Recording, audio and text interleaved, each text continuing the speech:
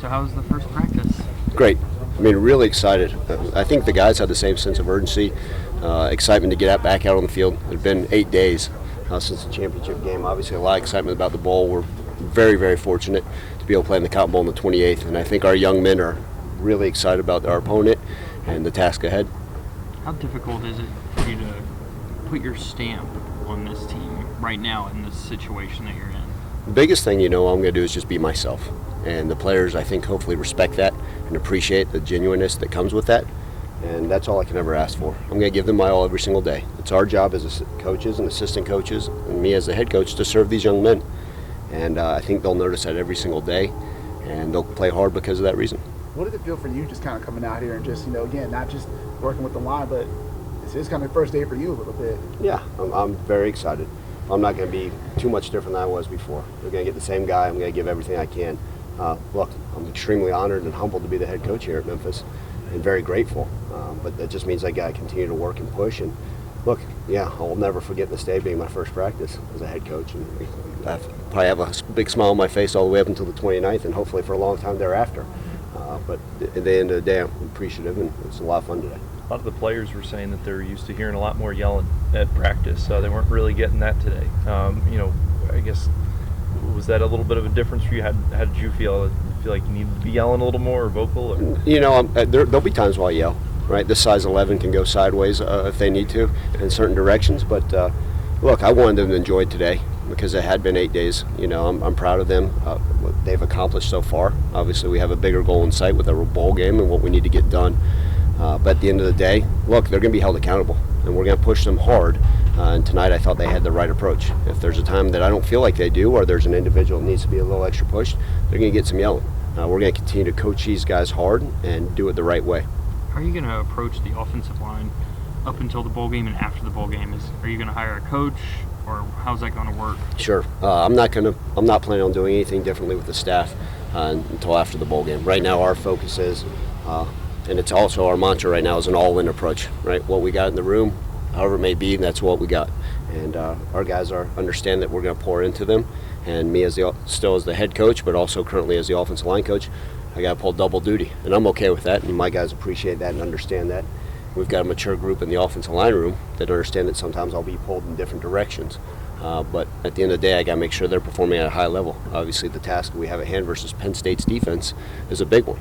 But all it does is require me to get a little bit less sleep and make sure I'm pushing in all directions and make sure I'm handling my business as well. How much does preparation change with Rogan? How much does that change what you're doing, what the players are doing? Yeah, I'm going to be involved in all three phases of the game. So what it does is just requires me to watch a little bit more film. I used to obviously just focus on the offensive side of the ball and what I need to, but I want to have a firm understanding of our game plan, and so I can be helpful and beneficial to what we need to accomplish. You calling plays? Right now, Coach Kevin Johns is our offensive coordinator, and he will be the one calling plays, and the rest of our staff will assist him in any way, shape, or form. Over the last 48 hours, have you been able to soak it in at all? It's the times you get to soak it in is when you get back to your house late night, and we've been busy with recruiting. Right after the press conference, hit the ground running with official visits. A lot of people you got to thank and you're appreciating. A lot more text messages of friends than I had 3 days ago. But yeah, it's you sit back and you realize how special a moment this is. But at the end of the day, there's work to be done. So I will always be grateful from now until the day they drag me out of here. Hopefully, many, many years from now.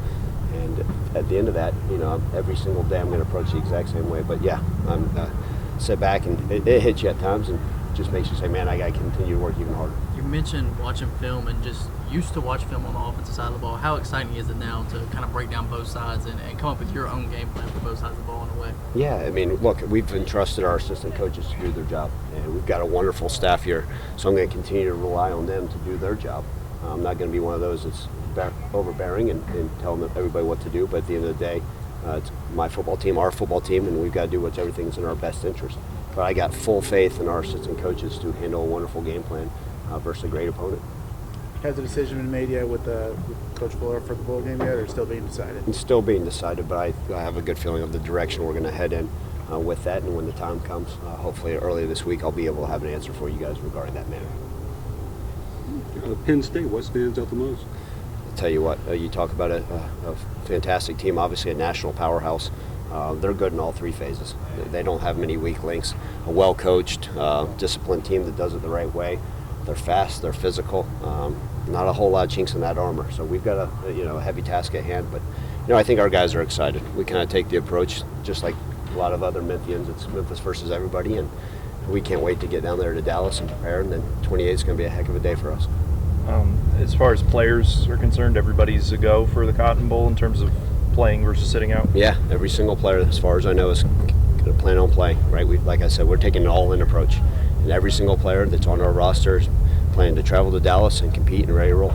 And just what does that mean for you? I mean, obviously there are lesser bowls in previous years where guys have sat out, but everybody's saying, we want in, whether it's the Cotton Bowl or for you and the team as well. Just what does that mean? Yeah, I take a lot of pride in that because I believe the guys believe in the culture that we have and believe in the way we're doing things, and there hasn't been a hiccup since all this has occurred. Obviously there's certain situations we got to deal with, but at the end of the day, the fact that every single one of our players has bought into what we're going to do and what we want to do moving forward, and with me as the head coach without skipping a beat, and that's exciting. The fact that they're all excited about the opportunity and can't wait to get going.